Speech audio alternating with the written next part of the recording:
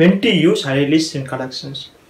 So ఇది అందరికీ doubt ఉంటుంది, ArrayList నేర్చుకున్నాం, ArrayList ఎక్కడ యూజ్ చేయాలా, ఎప్పుడు యూజ్ చేయాలా, ArrayList యూజ్ చేసిన వల్ల ఏదైనా ప్రాబ్లమ్స్ వస్తుందా ఇంటర్నల్ కానీ ఎక్కువ మంది డౌట్ ఉంటుంది.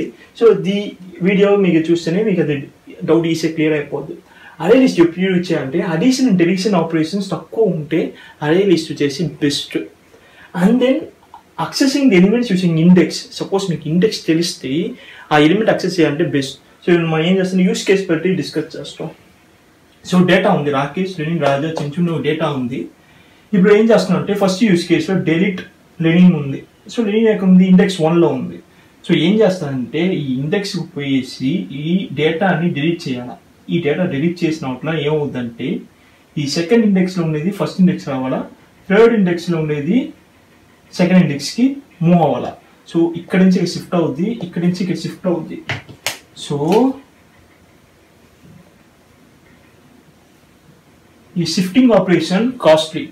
సో అది ఒక use case. Second use case వచ్చేసి add first position. So first position add చేస్తే ఏమవుతుందంటే ఇక్కడున్న డేటా ఈ 1లో ఉన్న ఇండెక్స్ నుంచి 2కి షిఫ్ట్ అవ్వాలా, 2లో నుంచి 3కి షిఫ్ట్ అవ్వాలా. దాని కొట్ల 1లో సులువు యాడ్ అవ్వచ్చు. సో ఎంత కాస్ట్లీ ఆ షిఫ్టింగ్ ఆపరేషన్ అంటే కాస్ట్లీ. దానికోసం ఎప్పుడంటే హ్యాడ్ అండ్ డిలీషన్ ఆపరేషన్ ర్యాండమ్గా డైనమిక్గా ఎక్కువ జరుగుతుందో ఆ టైంలో వచ్చేసి ArrayList బెస్ట్ ఆప్షన్ కాదు. And then accessing the elements using index. ఇప్పుడు సపోజ్ మీకు తెలుసు ఈ ఇండెక్స్ ఫస్ట్ ఇండెక్స్లో ఉండేది వచ్చేసి సమ్ డేటా కావాలా, ఫస్ట్ ఇండెక్స్ డేటా కావాలంటే జస్ట్ ఇండెక్స్ మట్టు ఎత్తుకోవచ్చు, ఇండెక్స్ మట్టు ఫోకస్ చేసి డేటా ఎత్తచ్చు వితౌట్ ఐటరేషన్. సో అదొక ప్లస్.